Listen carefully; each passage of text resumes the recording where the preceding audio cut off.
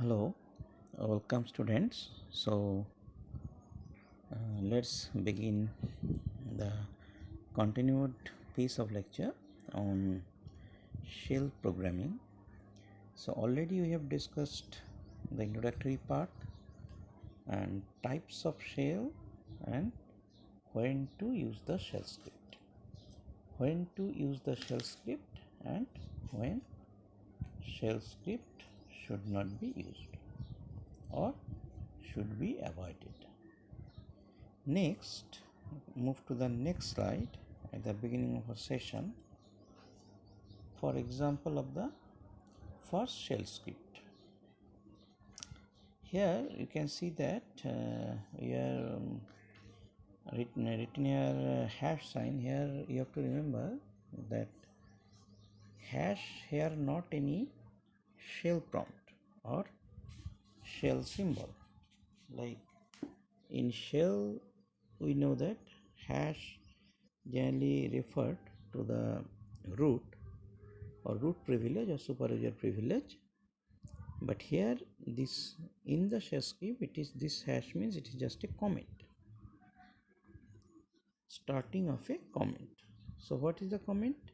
That the file is known as ss2, the first one.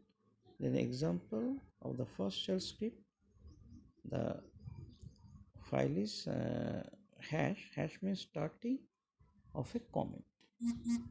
And next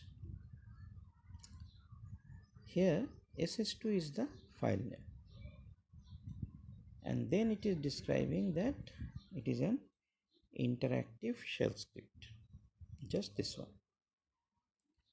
And next here we are using echo what is your name.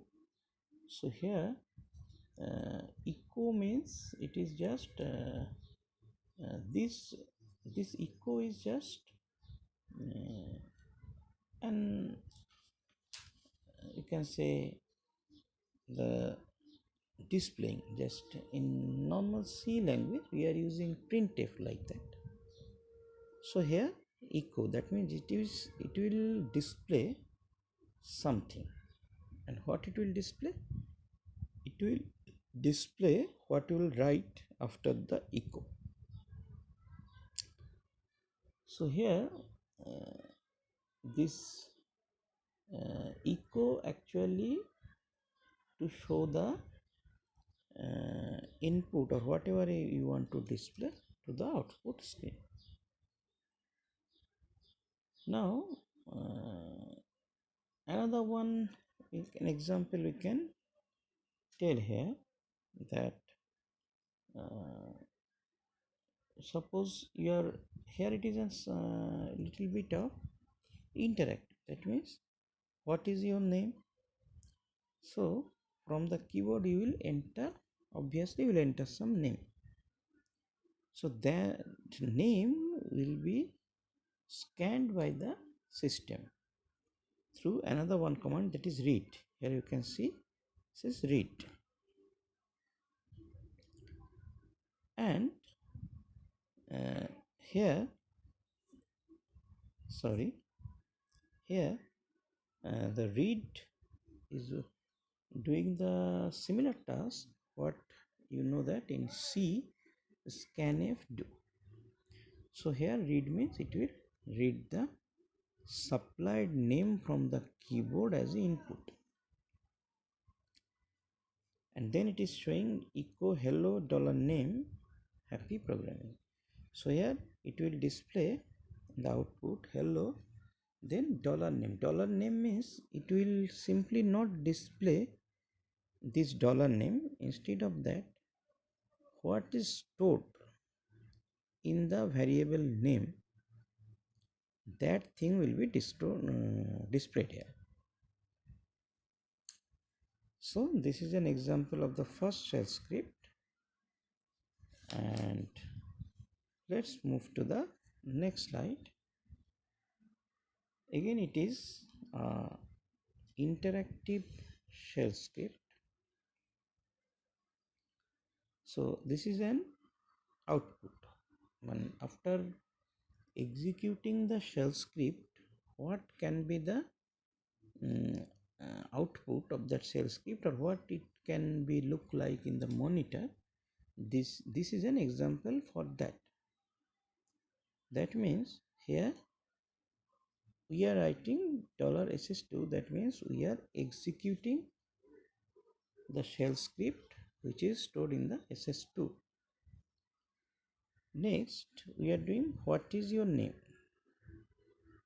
So first, suppose the example of the previous slide, that means this one, actually this is the program. So this is the program. Here what was there? Echo what is your name. So this what is your name, that is actually displaying here what the first line, what is your name. So that is the function of echo. Next, from the keyboard input, somebody have typed Mandar. That means he has given the string Mandar as the. Then again the output, it is showing hello Mandar, happy programming. That means in the previous slide you can see what was the echo, hello $name. $name means actually it will not display name, it will display the string which is stored in the variable name. So here the input was Mandar. So in case of $name, it will show Mandar. So that's why here it is showing hello Mandar, happy program. So this is just an example that how a very initial or introductory shell script can run. This is just like an example, like the hello world program in C language, some basic examples. Now move on to the next slide. Let us see what are there. And the next slide you can see is about the shell variables. So here we are discussing some rules of shell variables, that what are the convention of writing a shell variable.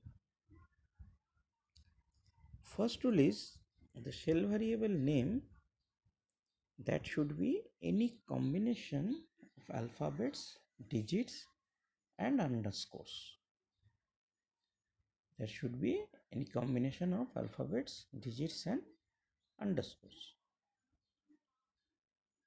So except these set of characters, other things generally are not allowed in the name of a variable.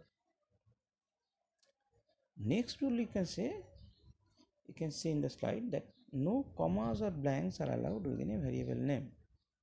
So within a variable name you cannot use a comma, or also you cannot use a blank space in the name.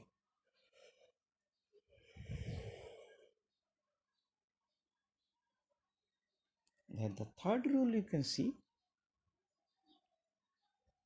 the first character of a variable name must either be an alphabets or an underscore.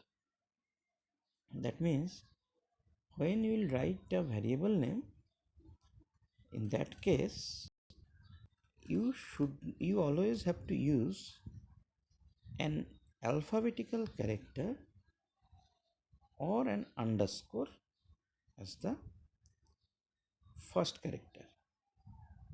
That means starting of a variable. So that means in the starting you cannot use any numeric character. So variable name cannot be started with the numeric value. After starting you can use numeric value, but at the beginning you cannot use a numeric value. So now let us move to the next slide for some more rules what we have to follow for writing a shell variable. So next rule is variable name, any variable name the variable name should be of any reasonable length. So here they are not mentioning any fixed variable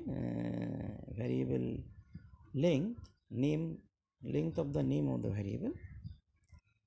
So any reasonable length you can use here. Obviously you will not use a 80 or 100 character length variable name. That is not very realistic, you know. So instead of that you have to maintain a reasonable length by yourself, but here they are not mentioning any particular fixed length for a variable name. Next rule, that is, the variable names are very much case sensitive. That means lowercase letters and uppercase letter will be treated separately. So here as in the slide you can see the name variable, all the variable name is name in the slide, but there are the different combination of lowercase and uppercase letters.